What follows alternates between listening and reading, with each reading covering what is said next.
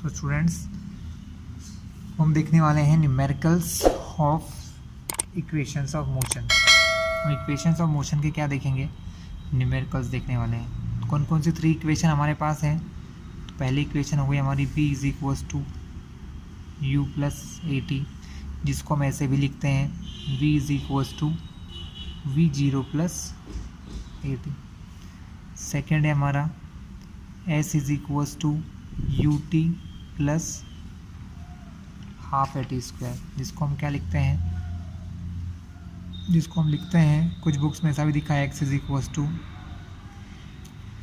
We zero t plus half a t square. The same way third equation हमारी क्या होती है, v square is equals to you square plus 2s। In some books it is written as v square is equals to v zero square plus 2ax। Difference सिर्फ इतना है student कि कुछ books में s डिस्प्लेसमेंट को वो x लेते हैं, ठीक है, और इनिशियल वेलोसिटी को हम कुछ बुक्स में u देखते हैं, तो किसी किसी बुक्स में उसको v जीरो कहा गया है। v जीरो भी सही है जब टाइम जीरो हो, जब हम स्टार्ट करें, तो दोनों में कोई डिफरेंस नहीं है। अब हम फोर्थ इक्वेशन देखने वाले हैं जो है distance travelled in nth second. कौन सी है, distance travelled in nth second. कि अगर आपसे बोलें कि 5th सेकेंड में उसने कितने डिस्टेंस चली है, 6th सेकेंड में कितने डिस्टेंस चली है, तो इसके लिए फॉर्मूला क्या होता है, distance travelled in nth second, जिसका फॉर्मूला क्या होता है एस एन या एक्स एन लिख लेना आप लोग। S n is equals to v zero, इसको फिर एक्स एन ही करते हैं हम लोग क्योंकि हम वी जीरो ले रहे हैं तो हमें एक्स लेना पड़ेगा। तो एक्स एन मतलब distance travelled in nth second, जो हो गया we zero plus 1/2a into 2n minus 1। यहाँ पर n के प्लेस पे डिफरेंट वैल्यू वैल्यूज रख के हम लोग फाइंड कर सकते हैं कि 3rd सेकेंड में, 4th सेकेंड में, 5th सेकेंड में, किस सेकेंड में कितने डिस्टेंस चली। सिर्फ उसे 1 सेकेंड के डिस्टेंस को हम निकाल सकते हैं इस फॉर्मूले के थ्रू, ठीक है स्टूडेंट। और अभी भी इस चैनल पर आप न्यू हैं, सब्सक्राइब कर लेना, इससे आगे आने वाले सारे वीडियो आपको मिलते रहेंगे, ठीक है। अब हम इसके न्यूमेरिकल्स स्टार्ट करते हैं, क्योंकि लास्ट वीडियो में हमने इसकी थ्योरी समझ ली थी, इन इक्वेशन को कैसे बनाया था ये भी देख लिया था। ग्राफिकल और कैलकुलस बोथ मेथड हमारी हो चुकी थी। अब हम इसके क्वेश्चन स्टार्ट करते हैं। इस मोशन को हमने क्या बोला था स्टूडेंट, ये मोशन थी हमारी uniform acceleration. Uniform acceleration methods होती हैं, जिसके अंदर एसिलरेशन एक ऐसा होता है कांस्टेंट या यूनिफॉर्म एसिलरेशन होता है। चलिए क्वेश्चन फर्स्ट से स्टार्ट करें। तो क्लास क्वेश्चन है, a body starts from rest, ठीक है, and moving with constant acceleration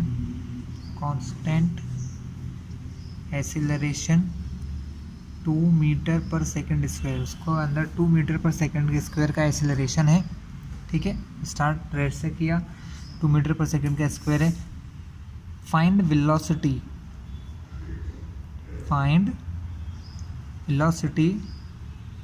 after 10 second. तो आपको 10 सेकेंड के बाद इसकी वेलोसिटी निकालना है। बहुत सिंपल सा क्वेश्चन है स्टूडेंट, सिंपल इसीलिए लिया है कि आप थोड़ा सा समझ जाएं। देखिए आपको क्या क्या वैल्यूज़ गिवन है पहले पता होना चाहिए क्वेश्चन के अंदर। तो आपको गिवन वैल्यूज़ हैं, रेस्ट से स्टार्ट किया, अगर कोई बॉडी रेस्ट से स्टार्ट करती है तो उसकी इनिशियल वेलोसिटी कितनी हो जाती है, we zero 0 metre per second हो जाएगी, क्योंकि वो शुरुआत में रेस्ट में थी।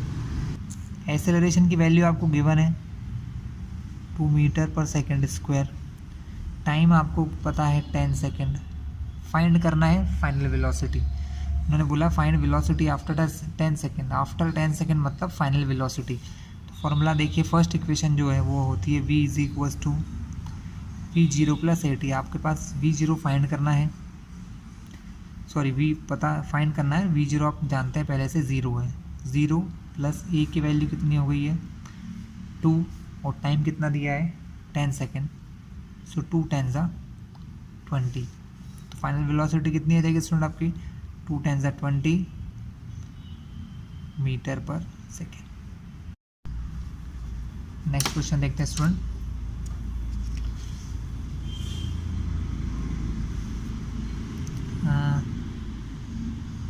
N object travelling with initial velocity 2 metre per second, ठीक है, 2 मीटर पर सेकेंड की इनिशियल वेलोसिटी से चल रहा है। फाइंड डिस्प्लेसमेंट, हमें फाइंड करना है इसका डिस्प्लेसमेंट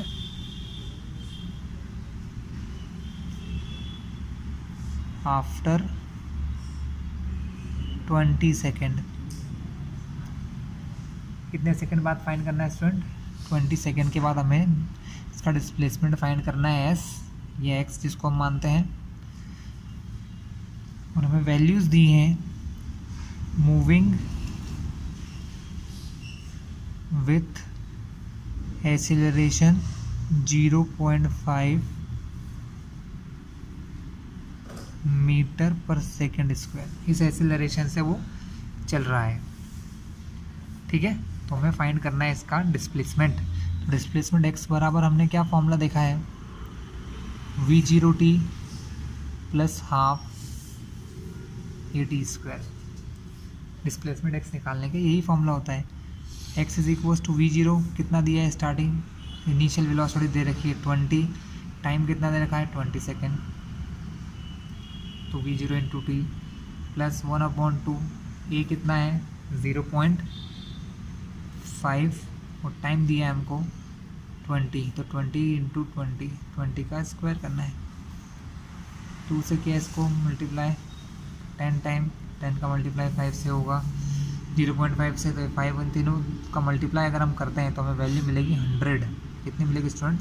100। आप देख लीजिएगा मल्टीप्लाई करके, 22 × 40।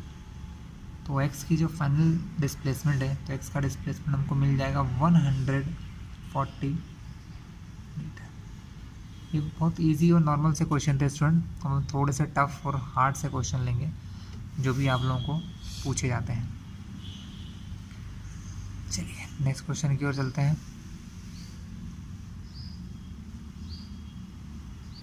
Next question student, a car is moving along a straight highway. कोई कार है जो किसी स्ट्रेट हाईवे पर चल रही है विद अ स्पीड ऑफ, किसी स्पीड से चल रही है, इनिशियल स्पीड v0 जो है 126 किलोमीटर पर आवर की स्पीड से वो चल रही है, ठीक है स्टूडेंट। ब्रॉट टू हॉल्ट, मतलब क्वेश्चन में लिखा है ब्रॉट टू हॉल्ट। हॉल्ट मतलब होता है रुक जाना, मतलब वो बॉडी रुक गई है। अगर वो रुक गई है तो उसकी फाइनल वेलोसिटी कितनी हो गई स्टूडेंट? 0 kilometre per hour.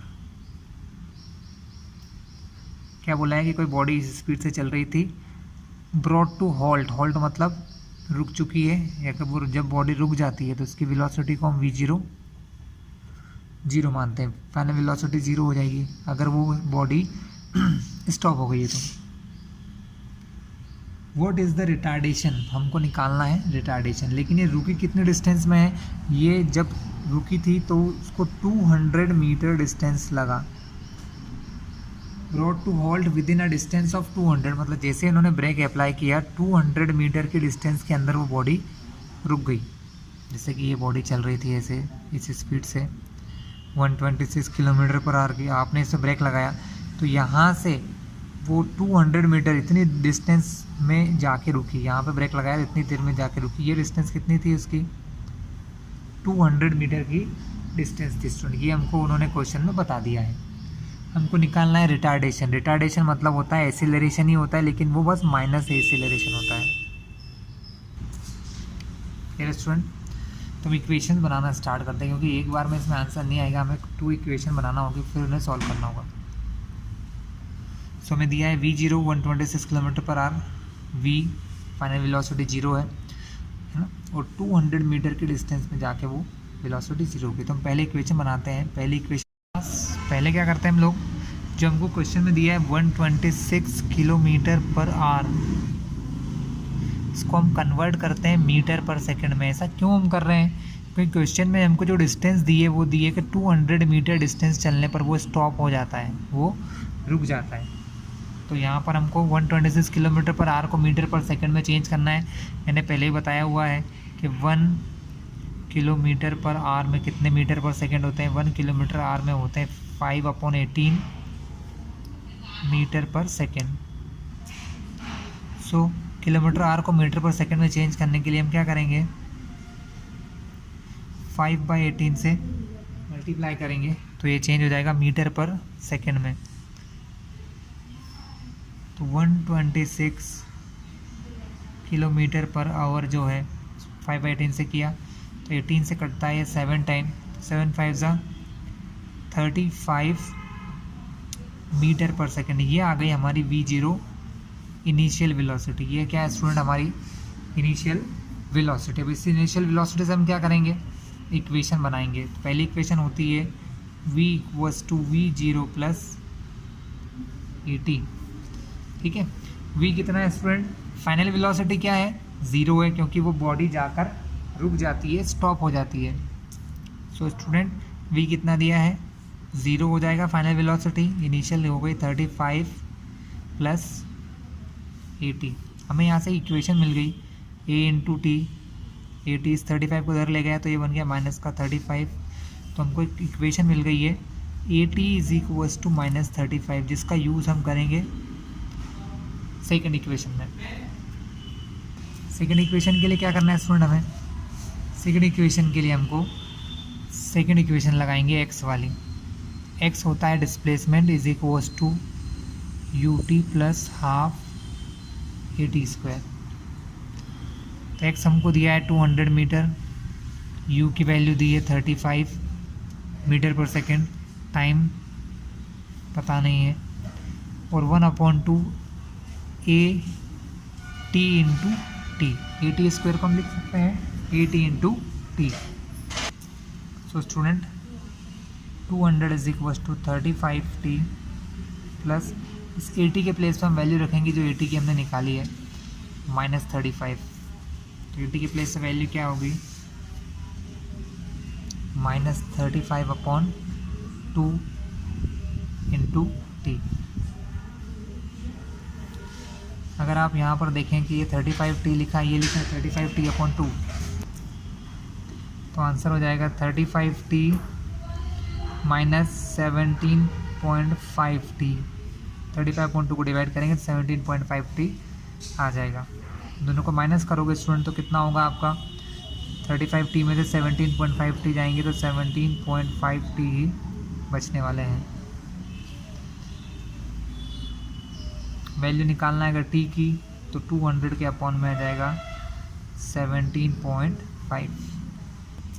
तो मैं यहाँ से टाइम की जो वैल्यू मिलने वाली स्टूडेंट वो क्या मिलेगी? 11.4 सेकेंड। आप एक बार चेक कर लीजिएगा डिवाइड करके, यही लगभग आएगा 11.4। पॉइंट के बाद तो और भी सारे नंबर आ रहे हैं, लेकिन हम पॉइंट के बाद सिर्फ 1 नंबर तक ही लेंगे, 11.4 तक ही लेंगे। अब इस T की वैल्यू अगर हम यहाँ रखते हैं, कितनी दी है? 11.4। तो हमें A की वैल्यू भी मिल जाएगी, एक्सेलरेशन कितना है। अगर A निकालना है तो क्या होगा? -35, और ये T कहाँ चला जाएगा? 11.4 यहाँ अपॉन में आ जाएगा। अगर इसे डिवाइड करें तो हमारी वैल्यू क्या होती है? हमारी वैल्यू हो जाती है 35 को डिवाइड किया 11.4 से तो आंसर आएगा 3.07 -3.07 मीटर पर सेकंड स्क्वायर। स्टूडेंट ये आपके A की वैल्यूज़ हैं।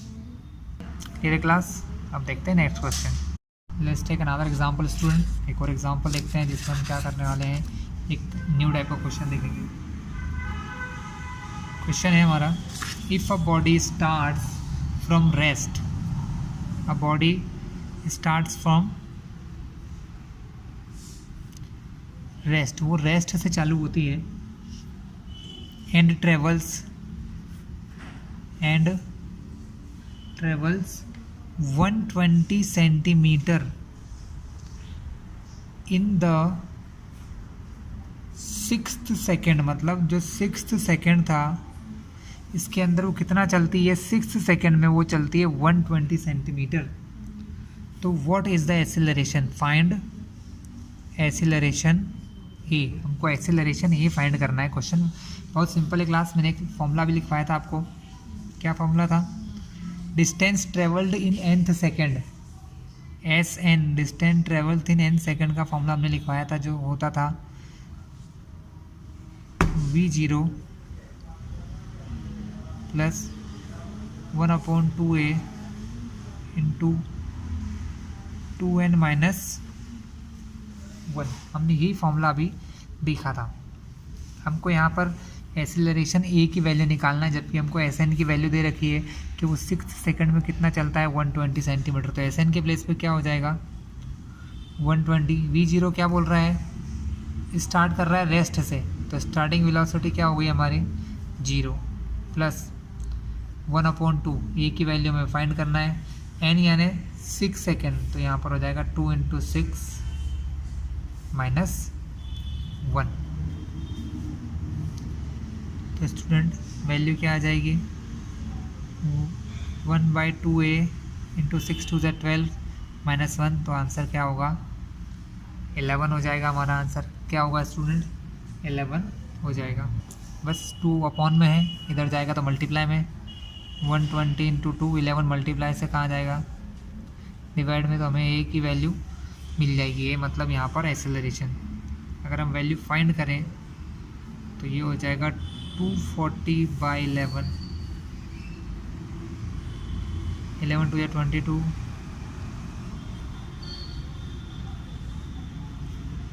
पॉइंट लगाया 0, 11 × 8 = 88, तो 21.81 क्या होगा 21.81 सेंटीमीटर पर सेकेंड स्क्वायर। ये हमारे ए की वैल्यू यहाँ से फाइंड हो जाएगी स्टूडेंट। तो इजी था। हमने सिर्फ कौन सा फॉर्मूला लगाया, हमने वही फॉर्मूला लगाया nth सेकेंड वाला, distance travelled in nth second का फॉर्मूला लगा दिया। तो ये हमारे लिए क्वेश्चन बहुत ईजी सा हो गया स्टूडेंट। सेम वे में आंसर होंगे क्वेश्चन स्टूडेंट। तो हम देखेंगे इसी टाइप की एक और मोशन होती है, इसको कहते हैं मोशन अंडर ग्रेविटी। हम उसके इन्हीं इक्वेशंस को मोशन अंडर ग्रेविटी के फॉर्म में भी लिखने वाले हैं कि अगर कोई ऑब्जेक्ट अंडर ग्रेविटी मोशन करता है, अंडर ग्रेविटी मतलब कि जैसे कोई ऑब्जेक्ट है, हम उसको किसी हाइट से फॉल करते हैं। If an object is dropped from a height, मतलब अगर किसी ऑब्जेक्ट को मैं किसी हाइट से नीचे ड्रॉप करता हूँ और वो अगर अर्थ की सरफेस पे जाके टकराता है, तो ये जो मोशन वो करेगा ना स्टूडेंट, ये मोशन जो होगी ये भी हमारी क्या होगी यूनिफॉर्मली एक्सीलरेटेड मोशन होती है। कैसी मोशन होती है स्टूडेंट, यूनिफॉर्मली एक्सीलरेटेड मोशन। कैसे, क्योंकि अर्थ क्या करती है, मान लो ये अर्थ की सरफेस है, तो अर्थ की सरफेस हर ऑब्जेक्ट को अपनी ओर एक फोर्स अट्रैक्ट करती है, जिसको फोर्स ऑफ ग्रेविटी कहते हैं। क्या कहते हैं, फोर्स ऑफ ग्रेविटी। और ग्रेविटी फोर्स की वजह से हमेशा एक क्या लगता है, हमेशा एक एक्सीलरेशन वर्क करता है, जिसको कहते हैं एक्सीलरेशन ड्यू टू ग्रेविटी, जिसको हम आगे एक लेसन के अंदर पढ़ेंगे, जिसकी वैल्यू जी होती है। क्लास 9th में पढ़ के आए हैं। जी को क्या कहते हैं, एक्सीलरेशन ड्यू टू ग्रेविटी, जिसकी वैल्यू फिक्स्ड होती है 9.8 मीटर पर सेकेंड स्क्वायर, या क्वेश्चन में कभी कभी हम इसको 10 मीटर पर सेकेंड स्क्वायर भी मान लेते हैं।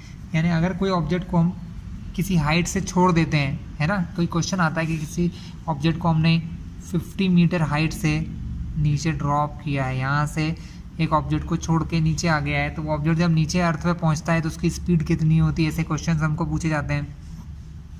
या यहाँ से यहाँ तक ट्रैवल करने में से कितना टाइम लगेगा, ये सब चीज़ों के क्वेश्चन हम पे आते हैं। तो जब भी इसको हम कहते हैं फ्री फॉल, इस टाइप की जो मोशन होती है इसको क्या कहा जाता है स्टूडेंट, ये। सो हम फ्री फॉल को कैसे डिफाइन करेंगे, फ्री फॉल मतलब जब ऑब्जेक्ट पर कोई और फोर्स नहीं लगता है, सिर्फ अर्थ की ग्रेविटी का फोर्स लगता है, जिसकी वजह से कोई ऑब्जेक्ट नीचे की तरफ फॉल होता है। ठीक है, तो यहाँ पर भी हम कुछ इक्वेशन बनाएंगे। हमारे पास जो 3 इक्वेशंस हैं, इनको under the motion of gravity में कैसे लिखते हैं वो देखते हैं। देखिए पहली जो इक्वेशन होती है v = u + at, इस इक्वेशन को हम कैसे लिखते हैं, अगर 2 तरीके हैं, दोनों लिख लेते हैं। गोइंग अप मतलब जब आप ऊपर की तरफ जा रहे हो, कोई ऑब्जेक्ट नीचे से ऊपर की तरफ जा रहा है तो भी वो कैसी वेलोसिटी होती है स्टूडेंट, तब भी वो वेलोसिटी हमारी यूनिफॉर्मली एक्सीलरेटेड होती है। और कमिंग डाउन, और अगर कोई ऑब्जेक्ट ऊपर से नीचे की तरफ आता है तब भी ये इक्वेशन काम में आएंगी। बस डिफरेंस है, अर्थ का जो ग्रेविटी फोर्स होता है वो हमेशा अर्थ की तरफ लगता है, मतलब जी की जो वैल्यू होती है स्टूडेंट, जी की वैल्यू हमेशा डाउनवर्ड होती है। लेकिन जब हम नीचे से किसी ऑब्जेक्ट को ऊपर की तरफ फेंकते हैं, जब किसी ऑब्जेक्ट को नीचे से प्रोजेक्ट करेंगे अपवर्ड डायरेक्शन में ऊपर की तरफ, तो क्या होगा, जी को हम यूज़ करेंगे माइनस जी, क्योंकि जी कहाँ लग रहा है, नीचे लग रहा है, और हमारी मोशन कैसे हो रही है, अगेंस्ट डी जी, मतलब जी के अपोजिट डायरेक्शन में हो रही है। हम ऑब्जेक्ट को नीचे से ऊपर फेंक रहे हैं तो ये जी क्या करेगा, इसकी स्पीड को कम कर देगा।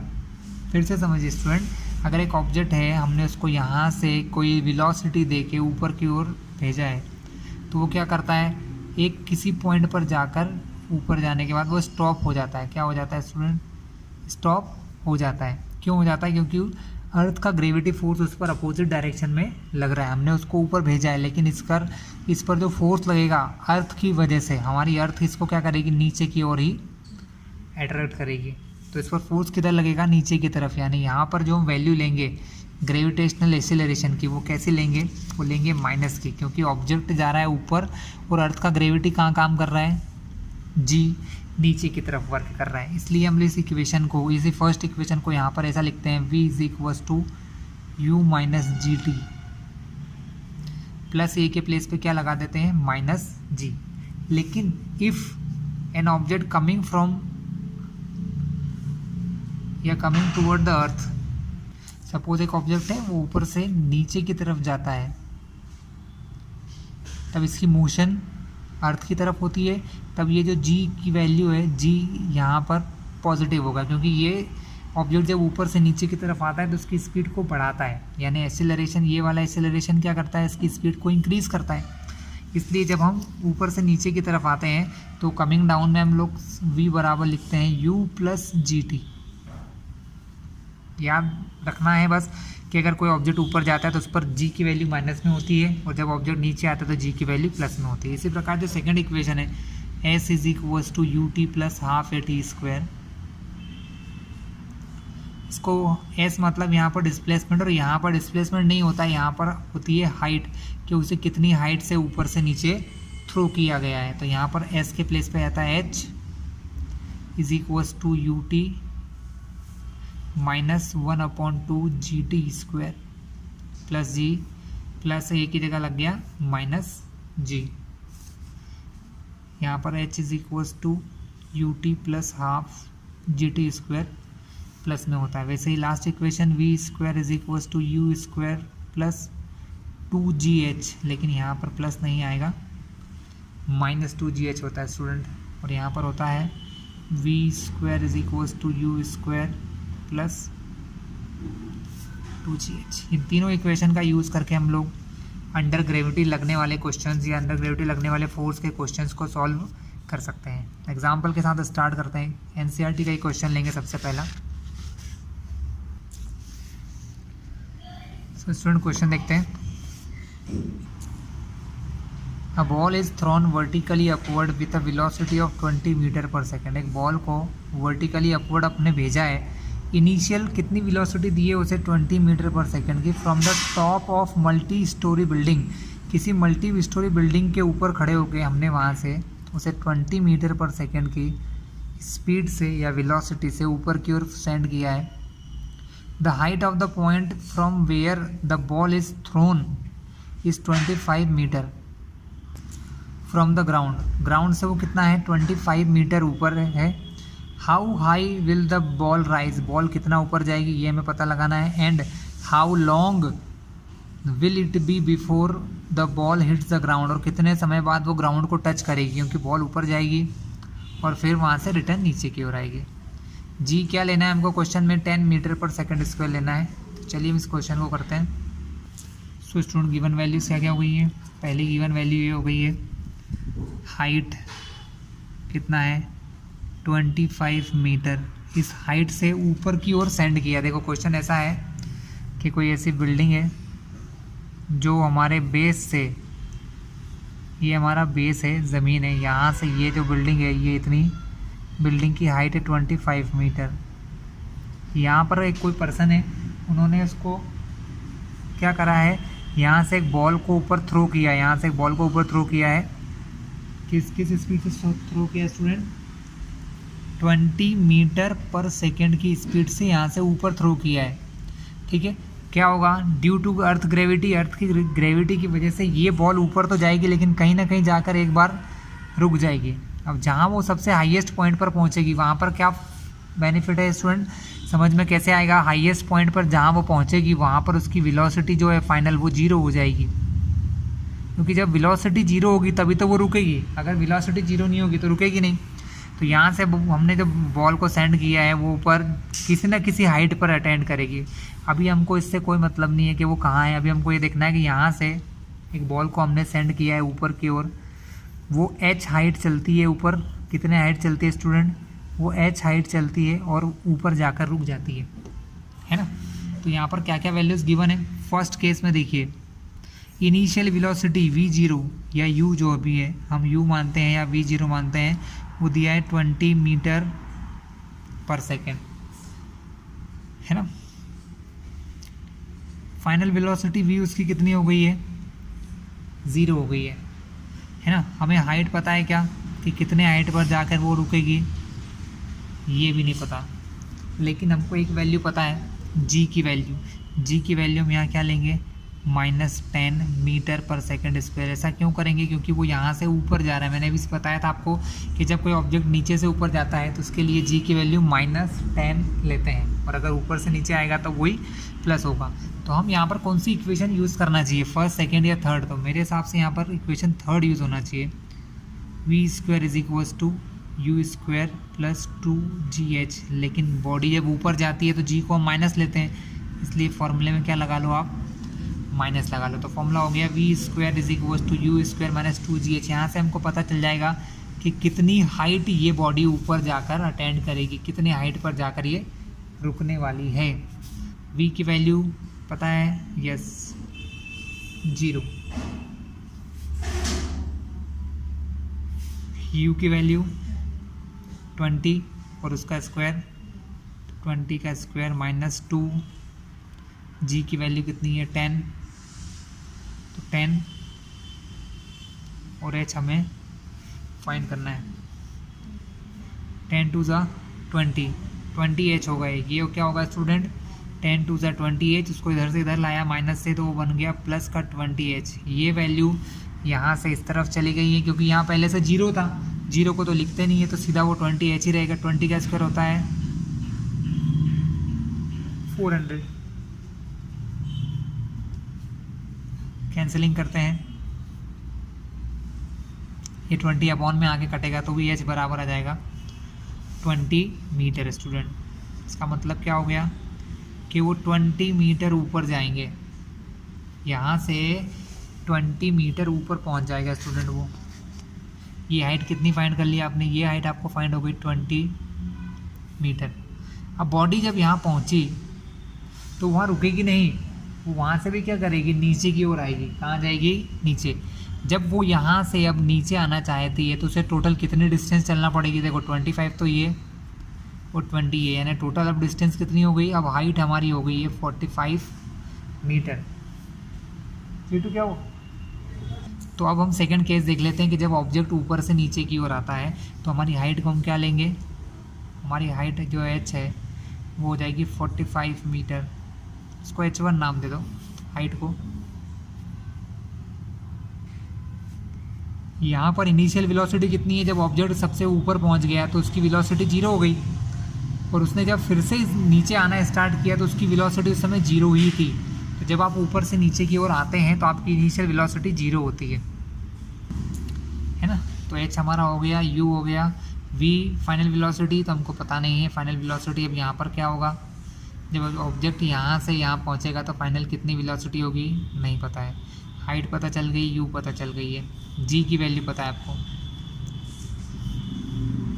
10 मीटर पर सेकेंड स्क्वायर है। तो सबसे पहले हमको यहाँ पर पूछा गया, उन्होंने ये देख लेते हैं।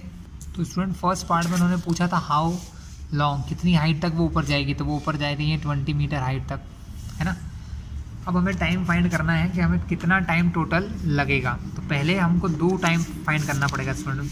फर्स्ट टाइम पहले यहाँ से ऊपर जाने का और फिर ऊपर से वापस नीचे आने का, ठीक है। तो हम पहले ऊपर से नीचे आने का फाइंड कर लेते हैं, क्योंकि हमारे पास वैल्यूज़ है। हाइट 45 मीटर, यू गिवन नहीं है, जी की वैल्यू दी है 10 मीटर पर सेकेंड स्क्वायर, है ना। हम अगर सेकेंड इक्वेशन लगाए h is equals to U T plus half G T square, तो हमारा काम हो जाएगा। यू की वैल्यू क्या दी है स्टूडेंट, 0 दी है, तो यू की वैल्यू तो हम यहाँ से निकाल नहीं सकते, मतलब रखेंगे नहीं। 0 इंटू टी, हाइट कितनी दी है 45, तो 45 मीटर हो गई हमारी हाइट यहाँ पर, प्लस 1/2, जी कितना दिया है 10 T square.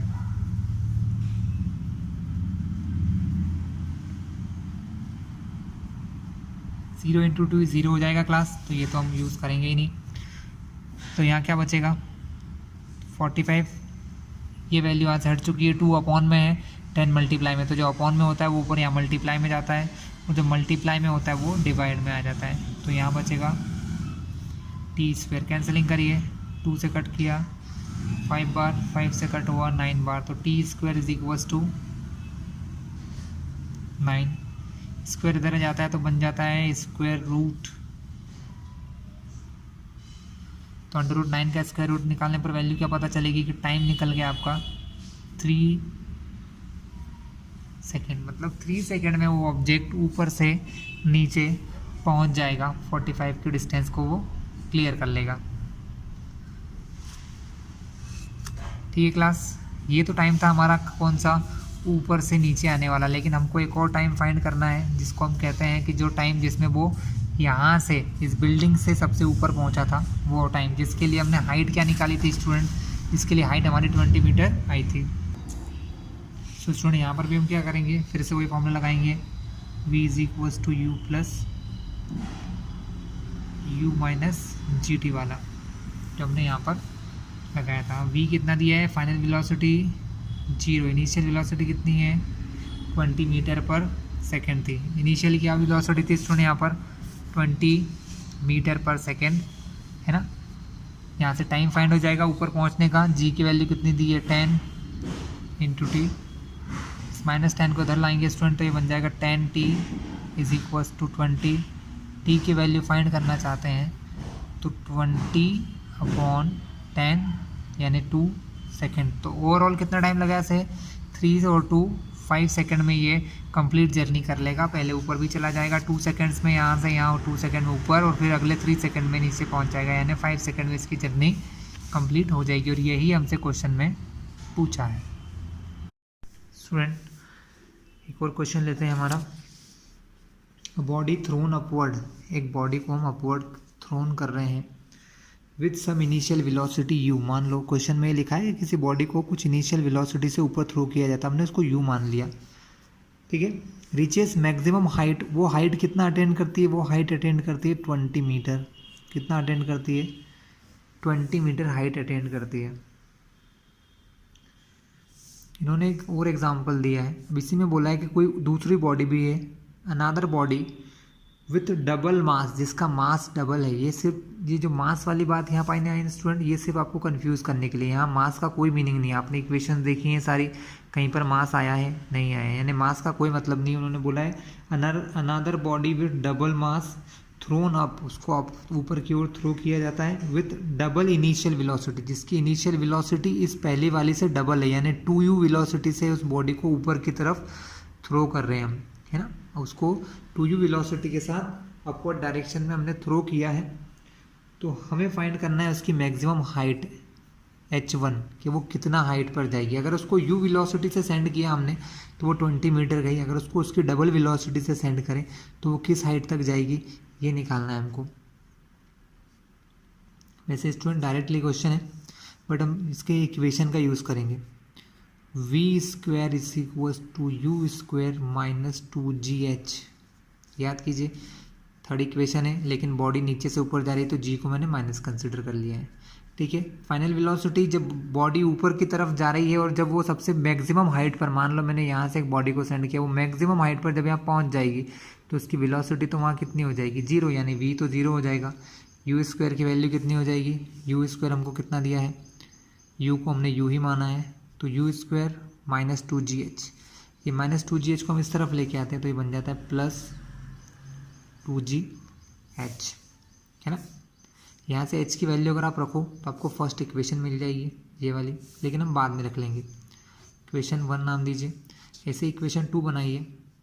We square, second case में भी क्या हुआ, उस बॉडी को हमने सेंड किया लेकिन डबल स्पीड से, तो वो कितना ऊपर जाएगी पता नहीं, लेकिन उसकी फाइनली जाकर ऊपर वेलोसिटी कितनी हो जाएगी, ज़ीरो। तो उसके लिए भी v कितना हो जाएगा, v के प्लेस पे हम लिखेंगे v square is equal to you square minus 2gh।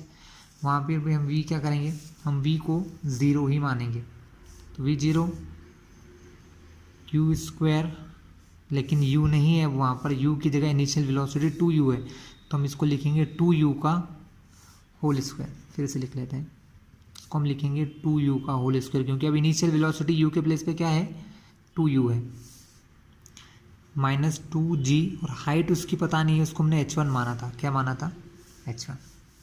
ठीक है, तो ये हमारा हो जाएगा 2gh1 को इस तरफ लेके आते हैं, 2gh1 is equal to 2u square की जगह 4u स्क्वायर। इक्वेशन नंबर 2 आ गई है। इक्वेशन 1 को इक्वेशन 2 से डिवाइड कर लेते हैं तो हमें हमारा आंसर मिल जाएगा 2gh u स्क्वायर, डिवाइड कर रहे हैं तो लेफ़्ट साइड से लेफ़्ट साइड डिवाइड होगा 2gh1, और राइट साइड से राइट साइड डिवाइड होगा 4u स्क्वायर। क्या कैंसिल होगा, 2g कैंसिलिंग आउट, यहाँ पर u स्क्वायर तो कैंसिल हो जाएगा। h की वैल्यू कितनी है स्टूडेंट, 20 मीटर हमने क्वेश्चन में ले रखी है, तो 20/h1 is equal to 1/4, cross multiply 4 यहाँ आ जाएगा, h का मल्टीप्लाई यहाँ होगा, तो h इंटू 1h, और 20 का 4 से मल्टीप्लाई करेंगे तो 80 मीटर, मतलब उसकी हाइट कितनी होगी स्टूडेंट, 80 मीटर हो जाएगी। तो यहाँ आपने देखा कि स्पीड को डबल करने से उसकी हाइट 4 टाइम बढ़ गई है। कैसा क्यों हुआ, क्योंकि यहाँ पर वेलोसिटी के स्क्वायर से डिपेंडेंसी है स्टूडेंट। यहाँ देखिए u का स्क्वायर है, इसलिए आपने वेलोसिटी को डबल किया, 2 किया, तो वो 2 की पावर 2 यानी कि 4 टाइम बढ़ गई, तो उसकी हाइट कितनी इंक्रीज हो गई, उसकी हाइट इंक्रीज हो गई स्टूडेंट 4 टाइम्स। क्लियर है स्टूडेंट। तो ये कुछ क्वेश्चन थे जो हमने देखे हैं। हमारा यहाँ पर ये वाला पार्ट फिनिश होता है।